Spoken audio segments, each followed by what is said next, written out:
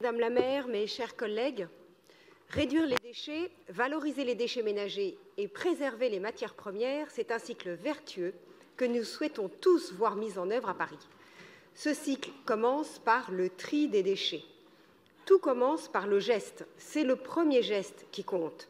Mettre le bon déchet dans la bonne poubelle. C'est un geste qui paraît simple et les Parisiens sont a priori habitués au tri sélectif. Mais c'est de ce tri initial que dépend le recyclage, la bonne transformation et la valorisation des déchets.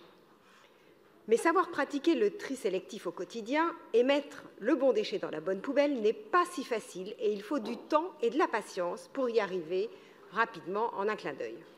Pour que ça marche, il ne faut pas changer les couleurs des poubelles. Les codes couleurs des poubelles sont d'excellents repères. Et pourtant, la sensibilisation des Parisiennes et des Parisiens doit être constante, régulière, et pour cela, il faut former, toujours former, au tri, à la collecte des déchets, au compostage, à la valorisation des déchets et au gaspillage alimentaire. Je rappelle que les biodéchets représentent 30% de nos déchets, ce qui est énorme. La loi sur l'économie circulaire a été votée il y a un peu plus de 2 ans. Elle demande à ce que tous les producteurs et détenteurs de biodéchets, c'est-à-dire quasiment tout le monde, y compris les collectivités territoriales, mettent en place un tri à la source de ces biodéchets. Ma collègue, Carline Lubin-Noël, avait d'ailleurs fait adopter un vœu par notre Assemblée au dernier Conseil pour demander à ce que les efforts en la matière soient accélérés. Reste à savoir comment cela va se traduire. Prenons l'exemple des plus jeunes, sur qui notre avenir repose. Nous pouvons lancer des ateliers ludiques où on apprend à trier ses déchets, quels qu'ils soient. Il est important de comprendre pourquoi c'est utile de le faire et même indispensable de le faire.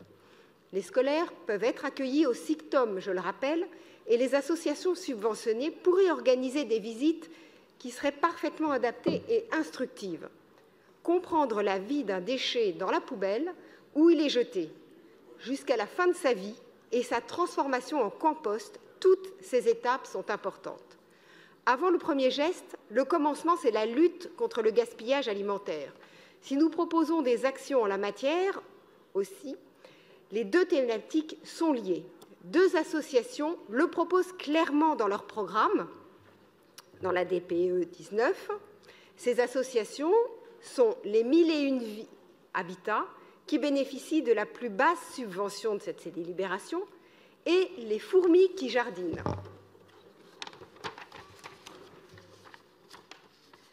Il existe un différentiel de montant entre ces 7 associations récipiendaires des subventions et la dernière, Aurore. Cette association est régulièrement subventionnée et connaît des liens forts avec un élu de votre majorité qui l'a présidée. Nous nous étonnons tout de même de ce traitement un peu particulier fait à Aurore sur de nombreux sujets alors que, et nous le voyons, notre ville ne manque pas d'acteurs volontaires et capables de s'investir sur ces sujets. Je vous remercie.